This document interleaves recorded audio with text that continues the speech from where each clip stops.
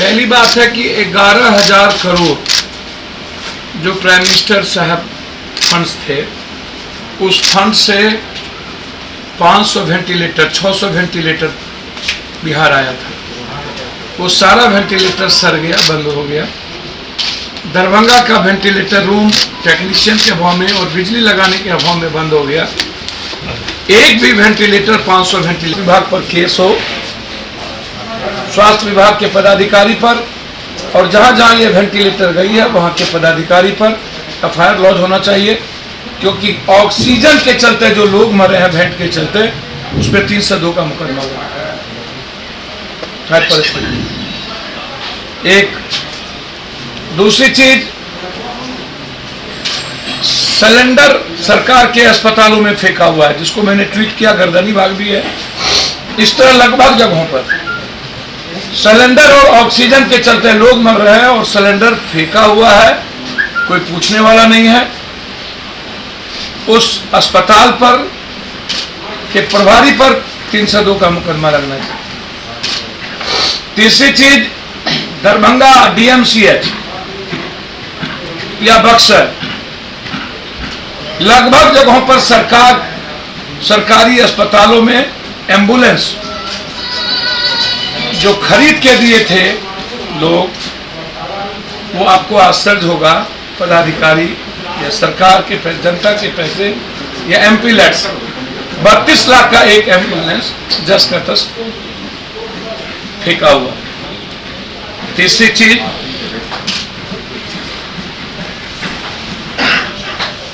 अभी तक अब स्थिति यह है कि पटना के नर्सिंग होम हॉस्पिटल लगभग जगहों पर मारपीट कर रही है। आज भी प्राइवेट नर्सिंग होम अटेंडेंट को मारा।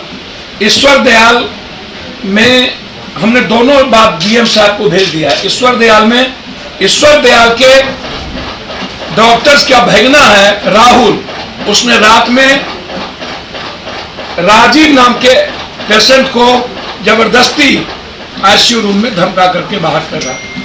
पत्रकार नगर के थाने को मैंने फोन किया, वहां पर उनको भेजा। डीएम साहब को मैंने ट्वीट किया। लगभग जगहों पर अब स्थिति यह है कि धमका करके पैसे लिए जा रहे हैं और थाना कोऑपरेट कर रहा है। मैंने जब बाईपास के थाना प्रभारी को फोन लगा के भेजा, अभी वो लड़का आया हुआ है जिसको बड़ी मार मारा, उसकी मां वहां एडमिट है। यहां के बाद मैं वहीं जा रहा हूं। बहुत मार मारा, ये स्थिति है। वो पीएमसीएच मैंने बातचीत की उसको मां को ले जाने के लिए, बोला तुमको पीएमसीएच नहीं ले जाने देंगे।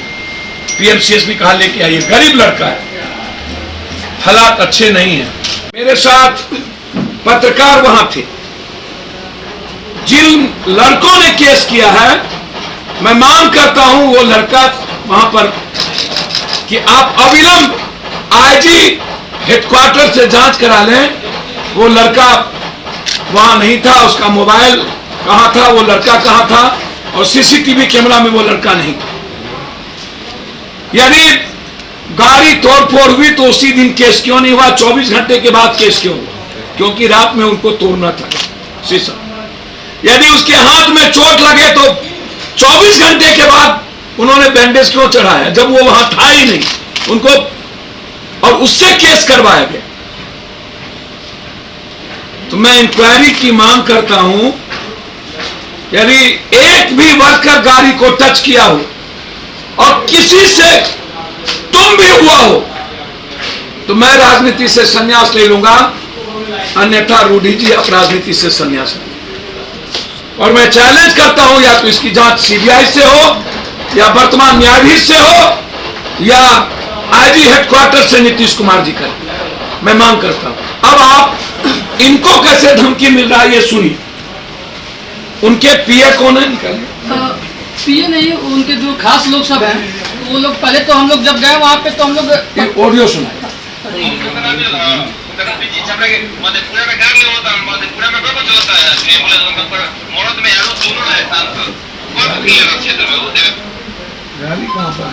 अच्छा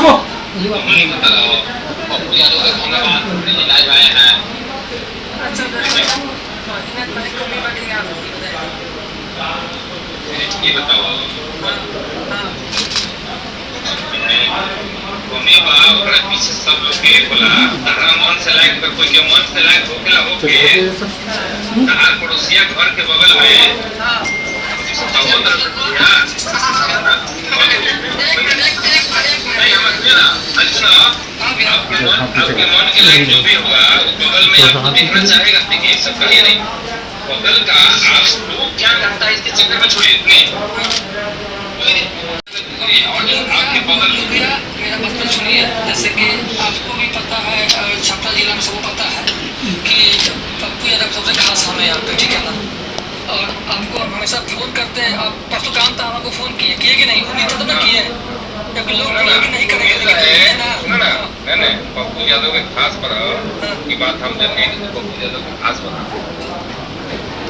पप्पू यादव रॉन्ग डायल कर दिए अभी तक उनको हम लोग बहुत मानते हैं पूरा में को चलता है मरद में यारो दोनों रहे सांसद को खेले रहा क्षेत्र में दे लगी लंबा लंबा घूमता है तो चोर बिहार जेल में बंद रहे सला सजायाफ्ता आदमी उसको चल नहीं हो रहा था क्या बात करेगा वो हाँ बोलिए हाँ बोला और क्या अरे गाली देंगे खूब गाली देंगे उसको हम नहीं सुनेंगे आप दीजिए कह देना हाँ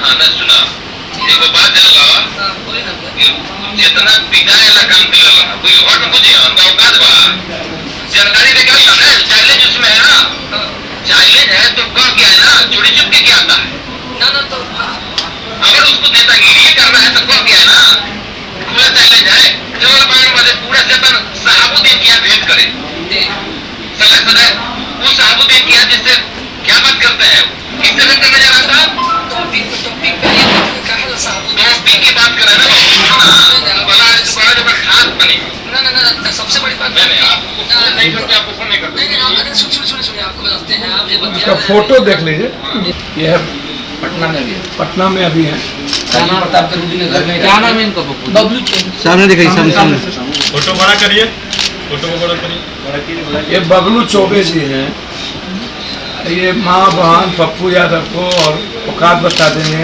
दिखा देंगे उसी को डबल क्लिक करोगे ना बड़ा इनको गाली दे करके लीजिए ना भैया छुइए ना बड़ा हो जाएगा उसको क्या बड़ा किस मोबाइल में बड़ा है पप्पू जी के सामने दिखाई अब ये सर सामने देखिए अब इनके तरफ हमारे लोग माँ बहन तो नहीं करेंगे आगे देखिए नहीं जाएंगे हमारे माँ बहन को गाली देने से एम्बुलेंस मिल जाए।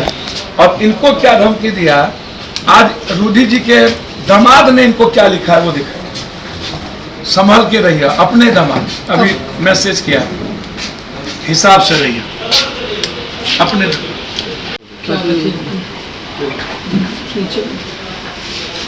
ये है इसमें ख्याल रखिएगा अपना रूडी जी के जो अभी शादी हुई है दामाद में उसका एक जगह रखिए क्या नाम है अभिमन्यु त्यागी। तीसरा भी ऑडियो है जिसमें कह रहे हैं कि बहुत जल्दी मरेगा पप्पू यार अभी उसको हम लास्ट बाद में दिखाएंगे कौन धमकी दे रहा है अब रूडी जी खुद उनका आवाज ये अभी नहीं दिखाएंगे ये आपको कल या परसों आपको सुनाएंगे। अब इनको धमकी मिल रहा है मारने का बेचारा उनके घर के बगल ये उनका कहाँ घर है मैं तो वही पट्टी करूँगा उनका घर से दोनों का दीवार सटा हुआ है दोनों का दीवार सटा हुआ तो पप्पू यादव के मार देने से रूडी जी आपको सकून मिल जाए गाली गलौज करने से हम जवाब कोरोना में हम लोगों की बात करें कि हम रूडी जी का जवाब देते हैं अब ऐसे लोग भी जिनको कुत्ता ना पूछे वो भी धमका करके हमारे नाम से गाली गलौज कर रहा हो तो चलिए मैं सिर्फ इतना कहूंगा कि सरकारी सारे एम्बुलेंस चल रहे हैं सरकार अविलंब 72 घंटे के अंदर एम्बुलेंस के चलते जो मौत हुई उस पर केस करे एम्बुलेंस को सड़कों पर लाए और एम्बुलेंस की माफियागिरी अभी भी बंद नहीं हुई है पटना में और जगहों पर 30,000 40,000 रुपया ले रहे हैं सारा ऑडियो आ चुका है मेरे वो भी मैं आपको कल सुनाऊंगा जहां भी भाड़ा लिया जा रहा है 20,000 24,000 का ऑडियो ले आ गया वीडियो भी आ गया मैं सिर्फ इतना कहूंगा ना तो रूडी जी पर स्किल के पैसे अपने आदमी को दे करके अपने जमीन पर घर बनाने का एफआईआर लॉज हो, और स्किल का पैसा जिनको नहीं दिया और अभी तक वो जमीन पर घर बना दिया उस पर भी एफआईआर लॉज हो, इंक्वायरी हो। पंकज पाल के बाद फिर इनके पास कैसे गया उनकी इंक्वायरी हो। इनके घर के आगे में बालू ढोया जा रहा है उनकी इंक्वायरी हो। जो सरकारी पैसे से खरीदे गए एम्बुलेंस, उसमें ऑक्सीजन था लगा हुआ, जीपीएस था, सारी चीजें बेच दी गई उनके लोगों ने। एक भी ऑक्सीजन नहीं है, जांच करा लीजिए आप, एक भी ऑक्सीजन। जब से नीतीश कुमार जी की शराबबंदी हुई है, एम्बुलेंस से शराब ढोए जा रहे, गांव गांव शराब पहुंचे जा रहे। जो बालू का ढोया हुआ है वो उनके घर के आगे का है, जांच कर लीजिए, रोड जांच कर लीजिए, घर को जाके देख लीजिए। हम देश के सारे पत्रकार और वर्तमान जज से इंक्वायरी की मांग करते हैं। ये जहां पर वो खोले प्रशिक्षण केंद्र, जमीन मालिकों का कागज है, ये जमीन मालिकों का कागज है, अभी तक उसको पेमेंट नहीं किया गया। ये कंपनी है, इसी कंपनी के नाम से स्किल बना, ये कंपनी उनके निजी आदमी का है, सारे पैसे उनके कंपनी ने उठाए, जो बंबई के प्रभारी थे और बंबई से ही लाया गया। यह है अशोक सिंह और एक है दामोदर सिंह। सामने देखो, अशोक सिंह, दामोदर सिंह और देवी, तीनों की जमीन का 1 रुपया नहीं दिया गया। ये मेरे पास कागज है, इसकी इंक्वायरी में चाहता हूं। मैं आदरणीय मुख्यमंत्री जी से पूरी जांच चाहता हूं, वर्तमान न्यायाधीश से।